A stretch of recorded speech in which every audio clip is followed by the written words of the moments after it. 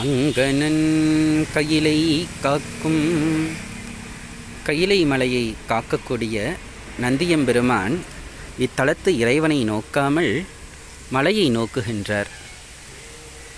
மலையே இங்கு சிவம்.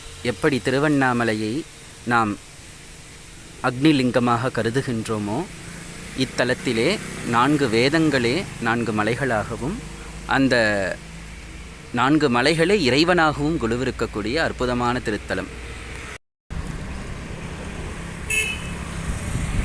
பாருங்கள், ஆங்காங்கே நந்திகள் இறைவனுடைய மலையை நோக்குகின்றன. திருக்கழுகுன்றம் கிரிவலம்.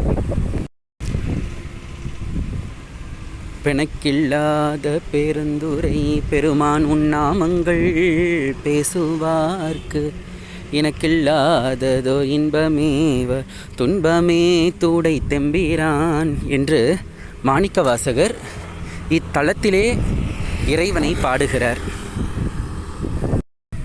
திருக்கழுகுன்றம் கிரிவலம் பார்த்திங்கன்னா ஒரு அரை மணி நேரத்தில் முடிஞ்சிருங்க.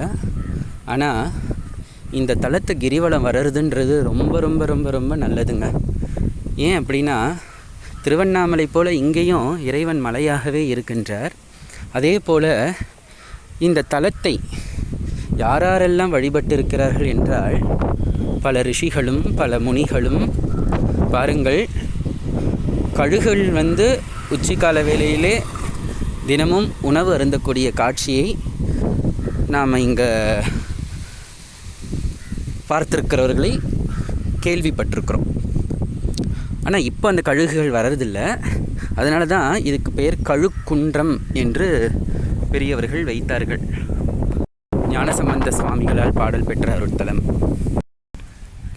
எப்படி மாணிக்கவாசக சுவாமிகளுக்கு திருப்பெருந்துறையில் சிவபெருமான் குருந்தமர நிழலின் கீழ் திருவடி தீக்கி அருளினாரோ, அதே போல மாணிக்கவாசகருக்கு திருக்கழுகுன்றத்திலும் சிவபெருமான் தீக்கை அளித்த இடம்.